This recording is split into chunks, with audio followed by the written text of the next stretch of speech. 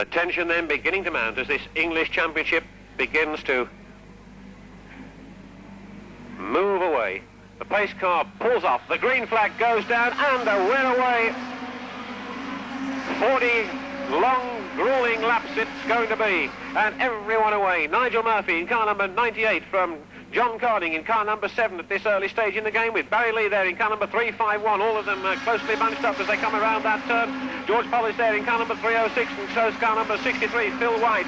They're really moving, and 40 laps is a long, long way, really sorting out the little bit of lost ground there by Bill Batten by the look of it. In car number 667, who went fishtailing down that back straight, fortunately without any problems to either himself or any of the other competitors. Took a little bit of recovering, but he did pull it back, and he's still very much in there, and could well finish amongst the top 2 or 3 before this race is over.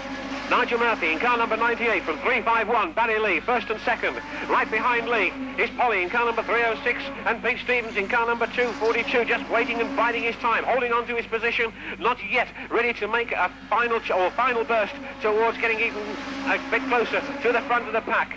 226 has pulled off for the safety of the centre green. That's Boris Wells, another car sidelined.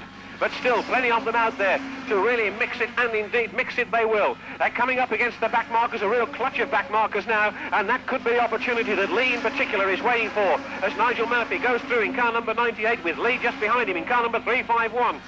Polly's there in car number 306, and will we see Pete Stevens taking his famous outside line around this raceway in car number 242? It could well happen before very much longer if the frustration builds up and Pete Stevens finds that he can't find a way through in the more conventional fashion. Barry Lee looking for a chance to nip through, but he's being shot right out there by Nigel Murphy in car number 98. And just look at it, Stevens is going round the outside. Stevens bursting through round the outside. We predicted that not a couple of laps ago. And Stevens is doing just that round the outside of Barry Lee in an effort to move up a place in car number 242. It's 98, 351 and 242. And Stevens is doing just what we anticipated as he forges ahead of Lee. Goes down on that backside there. Car number 98. 351, Barry Lee and Pete Stevens in car number 242, moving rapidly round there, having taken Polly in car number 306. Watch them around that turn, and there's trouble for someone there. That's really disastrous for car number 67 by the look of it, who's gone out there. Denny Diamond in car number 67 in trouble on that bottom turn. Comes to grief on the far side. There's more trouble. Gatlin in car number 236, and we've got a little bit of oil on that track, which is going to make life more than hazardous out there. So let's get back up and see what's happening. Stevens is there, of course, now in car number 242. Pete Stevens in 242, forced his way to the front of the pack. Car number 98, Nigel Murphy in that second place. Barry Lee, 351. Polly in car number 306. Jackson's moved up into 4th place in car number 156, having just taken Paul Grimer in car number 8. And are these cars motoring? Incredible performance. Stevens in car number 242, though. That's the man who's leading the pack. Can he hold on? Round the line he goes, and as we anticipated and indeed have seen so often here this season, Stevens, once through around that exciting outside line, whips way and immediately starts to open up a gap between the second place man, Nigel Murphy, in car number 98. The front runners now chopping their way through the field, and a good battle developing between Barry Lee in 351 and George Polly in car number 306. With Pete Stevens in car number 242, still a hell of a long way to go, but opening up an immense gap in a very short space of time. Car number 98, Nigel Murphy in that second place, Barry Lee third in car number 351, fourth George Polly in car number 306, and in 5th place Stuart Jackson in car number 156, in 6th place Paul Grimer in car number 8. Colin Higman's there in car number 778, and Bill Batten's not all that far behind in car number 667. But Stevens now pulling away each time round and opening up an immense gap. Car number 204 pulling off to the safety of the green. That's Barry Barnard, who's now had to retire from this English Championship sponsored by Avon Racing Tyres. So it's Pete Stevens in car number 242, belting down that back straight and pulling away now from car number 98, Nigel Murphy in second place. Lee still third in car number 351, and Polly in 4th place in car number 306.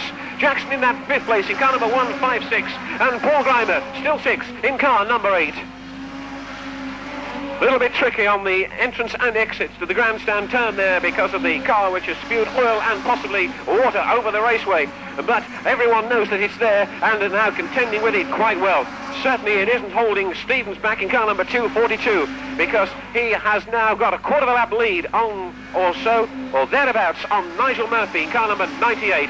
Lee in car number 351, just drawn a little bit away from the close attention of Polly in car number 306, but Polly, never to be discounted until that flag goes down, could well wrestle that little gap back in next to no time and be challenging Lee further again in just a lap or two.